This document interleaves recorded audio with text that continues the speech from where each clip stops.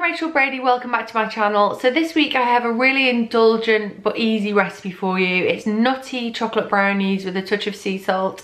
I made mine using my beautiful red KitchenAid mixer that John Lewis kindly sent to me. Here's how you make them.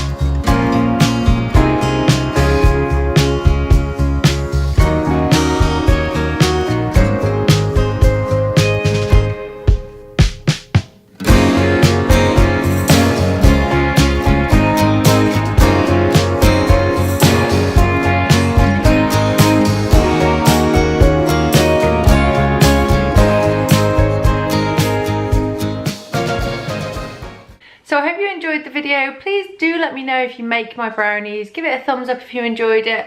And that's it for now. See you soon.